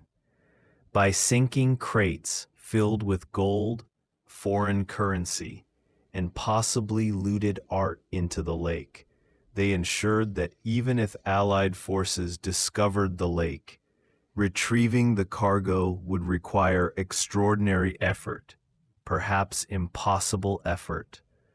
Eyewitness accounts and post-war intelligence reports suggest that these operations were carefully orchestrated. Soldiers were ferried to the lake under cover of night. They brought with them crates wrapped in waterproof canvas and weighted with chains or concrete slabs. Divers, trained for the cold, lowered each crate into the abyss, guiding them into the lake's deepest trenches. Onlookers claimed that the operation was terrifying to watch. Men working silently in near-freezing conditions, balancing on rickety platforms above water that seemed to swallow the night itself. What exactly was inside these crates remains the subject of intense speculation. Some historians suggest that the lake contained portions of the Reichsbank's gold reserves, including coins, ingots, and bullion taken from Central Europe. Others theorize that stolen jewels, religious artifacts, or rare art may also have been submerged. There were even rumors of sensitive documents, detailed maps, lists of hidden assets, and intelligence files that were too dangerous to leave anywhere else. The Nazis had become obsessed not just with preserving wealth, but with controlling history, and hiding it underwater ensured that only the most determined or fortunate would ever find it. Interest in Lake Toplitz did not fade with the war. In 1945, the Allies received intelligence reports about German underwater operations, though the details were vague. By the 1950s, treasure hunters, divers, and scientists began exploring the lake. Early expeditions faced immediate challenges. The water was frigid, oxygen tanks were limited, and underwater visibility was minimal. Yet gradually, some crates were discovered, though many were empty, suggesting either prior looting or that only decoys had been placed. One diver later recounted the eerie sensation of touching metal containers sealed for decades.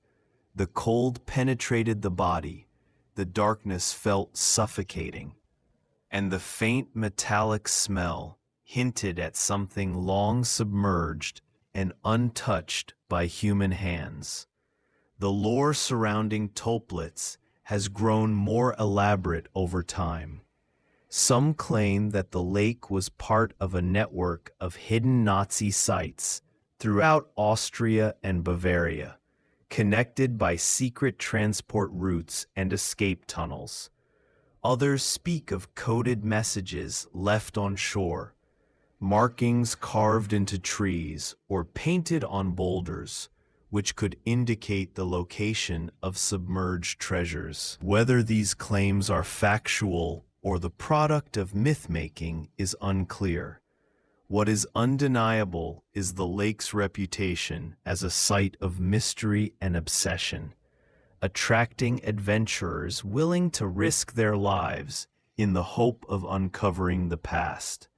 One of the most tantalizing theories involves a connection between Lake Toplitz and the Alpine Fortress, a rumored Nazi stronghold in the mountains, where Hitler and his closest followers were said to have planned a last stand. According to some intelligence files, valuables intended to fund the Reich's post-war resurgence were transported to the lake as a safeguard.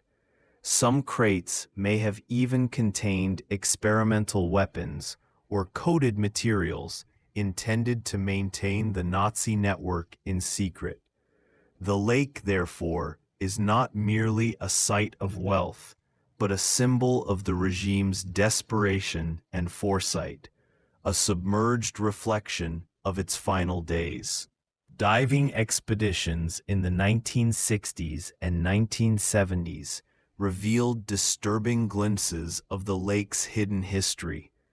Divers reported discovering rusting chains, fragments of wooden crates, and metal containers partially buried in sediment. Some crates showed signs of attempts at opening, suggesting that others had tried, and perhaps failed, to retrieve the treasure. Local fishermen spoke of sudden snags and lost nets, as if the lake itself resisted intrusion.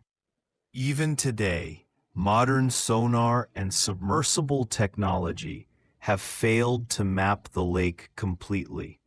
Sections remain untouched, cloaked in darkness, leaving the possibility that vast quantities of treasure may still rest undisturbed beneath its cold waters.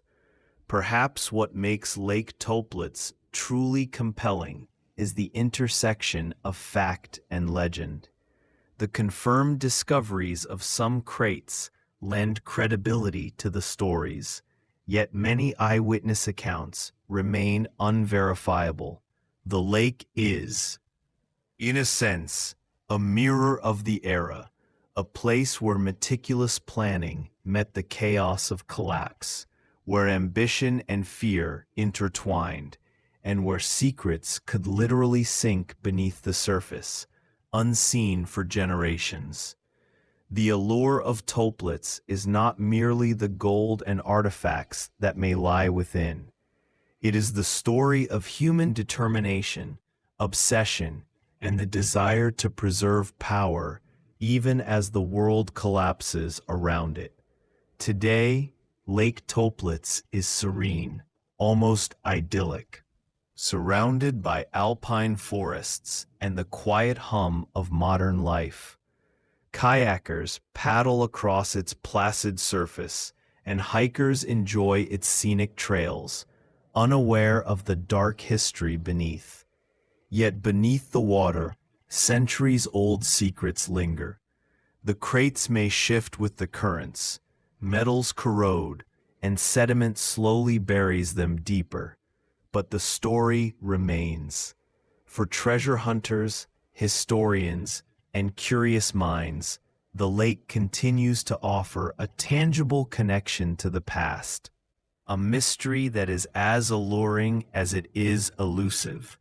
Ultimately, the tale of Lake Toplitz is not just about lost treasure. It is about human ingenuity, secrecy, and the lengths to which people will go to protect what they value most. The Nazis, in their final desperation, turned nature itself into a vault, creating a puzzle that has confounded generations. And in this hidden underwater world, beneath the calm surface of a seemingly quiet lake, the past waits patiently, as if whispering a single truth.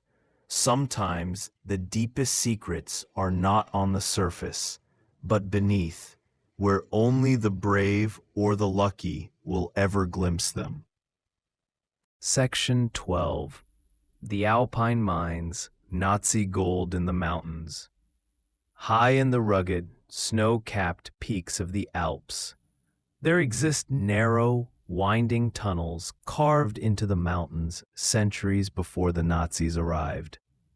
These mines, some dating back to the Middle Ages, for silver and salt extraction, became something entirely different during the final years of World War II. Secret vaults for the Third Reich's most prized possessions. While Lake Toplitz hid treasure underwater, the Alpine mines offered a dry, secure, and nearly impregnable hiding place, far from the reach of advancing Allied forces and prying eyes. By 1944, Germany's military situation had become precarious. Bombing raids, rapid territorial losses, and the inevitability of defeat forced Nazi leaders to think creatively about safeguarding their assets. Gold reserves, artworks, rare coins, and even looted cultural treasures from across Europe were moved to locations where they might survive, even if Berlin fell. The Alpine region, with its labyrinthine caves, high altitude, and difficult access, became an ideal candidate. Remote valleys were patrolled by SS soldiers, and any approach to these secret tunnels was perilous.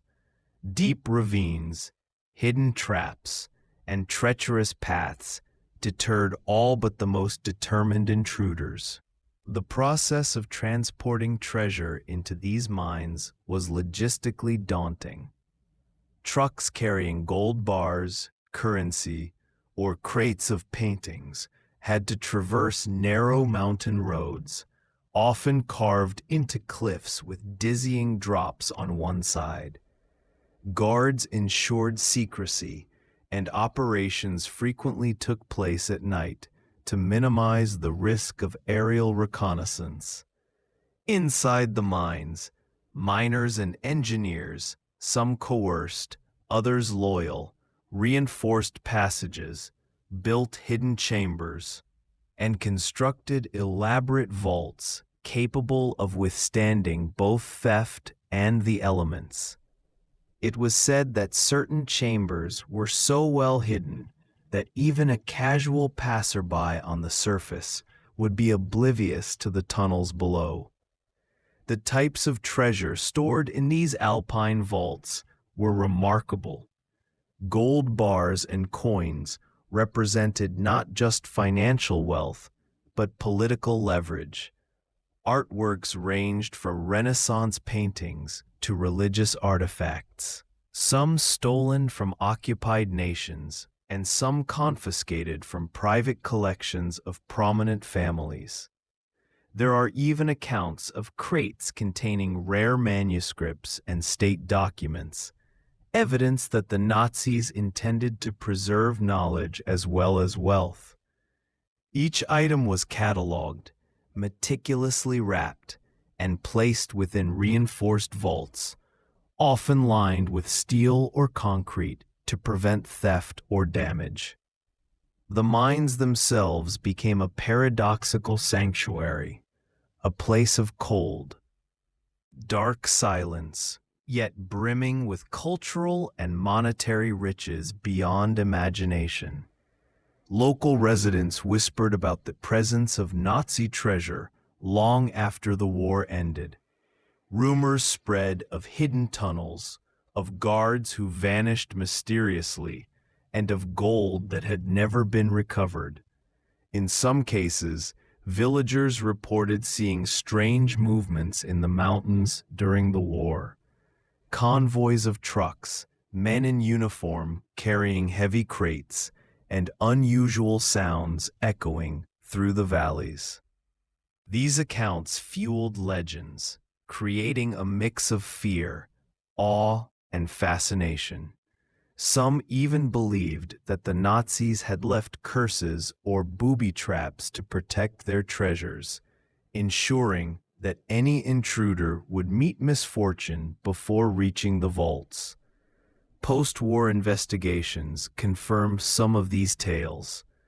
Allied intelligence officers, eager to locate the Reich's remaining assets, sent teams into the Alps to explore suspected mine locations. Early expeditions yielded partial successes. Gold bars were discovered, some paintings recovered, and traces of looted currency catalogued. Yet the sheer scale of the operations, combined with the mine's natural defenses, meant that much of the treasure likely remained hidden. Weather, rock falls, and the passage of time made exploration hazardous, and some areas became inaccessible altogether. Decades later, modern treasure hunters and historians continued to probe these mines, often relying on old maps, testimonies from former soldiers, or anecdotal evidence passed down by local families. What makes the Alpine mines particularly fascinating is not just the treasure they may hold, but the ingenuity involved in their use. The Nazis transformed centuries-old mining infrastructure into fortresses of secrecy, demonstrating remarkable foresight and engineering skill. They recognized that while armies could be defeated, natural barriers and hidden tunnels could serve as long-term repositories for wealth. These mines represent a chilling combination of human ambition, obsession with power, and the desire to control history, even as the world around them fell into chaos. Another layer of intrigue involves the possibility that some mines were never fully catalogued. Intelligence reports suggest that smaller, lesser-known tunnels may have been used as decoys or to conceal particularly sensitive materials. Diversifying storage across multiple locations reduced the risk of a single discovery unraveling the entire network of Nazi hoards. Some historians speculate that these auxiliary tunnels may still harbor treasures that are undisturbed, waiting silently beneath the Alpine peaks for someone to uncover them. Beyond gold and art, there are stories of more peculiar items stored in these mines. Rumors abound of luxury items intended for Nazi leaders' post-war lives. Fine wines, rare perfumes, and even exotic animals preserved for future display. Some accounts hint at experimental technology or scientific research papers, suggesting that the Nazis saw these mines as both treasure vaults and secure research facilities. If true, the Alpine mines were more than a repository. They were a hidden kingdom of possibility, reflecting both the desperation and ambition of a collapsing regime. Today, these mines are quiet and largely abandoned. Tourists who hike the Alpine trails are often unaware of the historical significance beneath their feet. Some sections have been sealed for safety, while others remain partially explored by historians and adventurers. Modern sonar and excavation techniques have revealed fragments of the past, rusted chains, remnants of wooden crates, and even partial murals or inscriptions left by miners.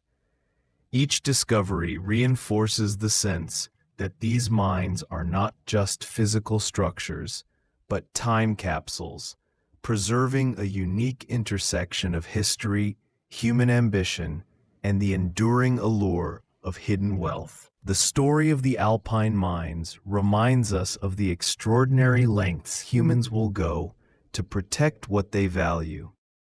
In the case of the Nazis, these mountains became a stage for their final acts of concealment and control, a place where gold, culture, and secrets could survive long after the Reich itself had collapsed. The combination of natural barriers, meticulous planning, and human secrecy ensured that the Alpine vaults would continue to inspire curiosity, legend, and exploration for generations. In the end, the Alpine mines are more than a treasure trove. They are a monument to human ingenuity and obsession, a reminder that history is often hidden in the most unexpected places. Beneath the serene peaks, beneath the calm snowfields and echoing valleys, the ghosts of the past linger, preserving stories of ambition, desperation, and mystery. And as long as the mountains stand, the secrets of the Alpine mines will continue to whisper their timeless tale. Section 13. The Bavarian Forest Cache. Nazi loot in the woods. The dense, ancient forests of Bavaria, with their thick canopy and shadowed undergrowth, became one of the less obvious but equally important hiding places for Nazi treasures in the waning years of World War II. Unlike the Alpine mines, which relied on natural fortifications of stone and altitude, the forests offered a living, breathing camouflage where the secrets of the Reich could blend seamlessly into nature itself. The Nazis were keenly aware that these woods, spanning hundreds of square miles, provided an ideal environment to conceal goods from both Allied forces and opportunistic looters. The Bavarian forests had long been associated with folklore, superstition, and cautionary tales, perfectly suited for secretive operations. Trees centuries old, moss-covered rocks, and hidden clearings created natural compartments that could be manipulated to store almost anything, from crates of gold coins to priceless works of art. Transporting the loot into these secluded areas required ingenuity. Men disguised as foresters or villagers used wagons, sleds, and even pack animals to move the spoils under the cover of darkness. At night, the forest itself seemed to become a partner in secrecy, masking the sounds of movement and footsteps with rustling leaves, animal calls, and the whisper of the wind. Inside the forest, the Nazis dug shallow bunkers, reinforced cavities beneath large rocks, and hollowed out tree trunks to serve as temporary vaults. Some of the caches were small, holding a few boxes of currency or jewelry, while others were elaborate networks of interlinked pits and tunnels, designed to store hundreds of items at once. Unlike the Alpine mines, which relied on permanence and fortification, the forest caches depended on misdirection and natural obscurity. Booby traps, misleading trails, and decoy sites were often employed to confuse intruders. It is said that some of the Nazis' most valuable artworks were hidden in crates, buried under layers of forest debris, only to be marked by symbols recognizable solely to those who had placed them. The variety of treasure stored in the Bavarian forests is both fascinating and alarming. Beyond gold bars, coins, and paintings, some accounts suggest the presence of religious relics, stolen manuscripts, and rare gemstones. A few caches reportedly included luxury goods intended for high-ranking Nazi officials' post-war use, finely crafted furniture, rare wines, and exotic goods acquired during the occupation of Europe. Even mundane items, such as preserved food or essential supplies, were stored alongside priceless artifacts, illustrating the dual purpose of these caches as both treasure vaults and temporary survival stores. One of the most intriguing aspects of the Bavarian forest caches is the stories that survived after the war. Local villagers frequently reported seeing mysterious activities, men moving at odd hours, hidden paths suddenly appearing in the underbrush, or peculiar marks on trees that seemed to indicate secret locations. Some families swore they had seen wagons laden with crates disappearing into the woods, never to emerge. These accounts, combined with testimonies from former soldiers, fueled decades of speculation and treasure hunts. In some cases, fragments of these caches were discovered, such as gold coins or partial crates of artwork, but the vast majority remain unaccounted for, hidden somewhere under the forest floor or in the shadow of centuries-old oaks and pines. Modern searches have leveraged both technology and history to uncover these secrets. Ground-penetrating radar, satellite imagery, and careful mapping of wartime documents have revealed signs of hidden bunkers and excavation sites. Occasionally, old photographs or military orders provide clues about where the Nazis may have chosen to bury certain items. Yet even with these tools, the density of the forest, the risk of natural hazards, and the passage of time make exploration extraordinarily difficult. Many caches are believed to remain untouched, preserved by the very environment that once shielded them from discovery. What makes the Bavarian forest caches particularly fascinating is their combination of human cunning and natural concealment. Unlike fortified alpine tunnels, these treasures relied entirely on the subtlety of the landscape and the careful coordination of the Nazi operatives who hid them. The forests themselves became part of the deception, a living cloak that could protect the Reich's assets long after its collapse. The psychological impact was significant too. The idea that an invincible forest could outwit the Allies appealed to Nazi planners who had long placed faith in both secrecy and the illusion of permanence. The story of these caches extends beyond mere treasure hunting.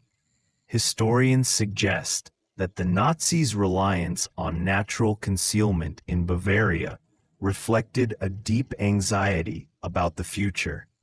With their empire crumbling, they sought places where the world's judgment might never reach them, where the artifacts of conquest and wealth could be preserved for posterity, or for the imagined resurrection of their power. The forests, ancient and enigmatic, offered a perfect mirror of this mindset, timeless, impervious, and patient. Even today, the Bavarian forests remain a subject of fascination for both historians and treasure hunters. The possibility that some caches remain untouched ensures that the legend endures. Each discovery of a small fragment, whether a few coins, a hidden crate, or a tattered painting, adds a new layer to the narrative, confirming that the forests were more than just hiding places. They were repositories of human ambition, secrecy, and history. The very thought that countless treasures may still lie beneath the moss, roots, and fallen leaves captures the imagination in a way few historical mysteries can. The Bavarian forest caches illustrate a critical lesson. The allure of hidden wealth transcends time, geography, and even human understanding. The Nazis' meticulous planning, combined with the forest's natural obfuscation, created an almost timeless puzzle, a riddle that modern society is still unraveling. The forests whisper stories of greed, secrecy, and ingenuity, reminding us that the past is never truly gone. It lingers, sometimes beneath our feet, waiting for those who dare to seek it. From the alpine mines to the shadowed Bavarian forests, the story of Nazi treasure is one of ambition, secrecy, and the enduring allure of hidden wealth. These caches, whether filled with gold, art, or more peculiar items, illustrate how human ingenuity can transform both natural and man-made landscapes into fortresses of mystery. They remind us that history is not just written in books. It is embedded in the earth, concealed in the shadows, and often whispered by the mountains and forests themselves. The thrill of discovery and the fascination with the past remain timeless. As long as explorers and historians continue to follow the clues left by those who came before,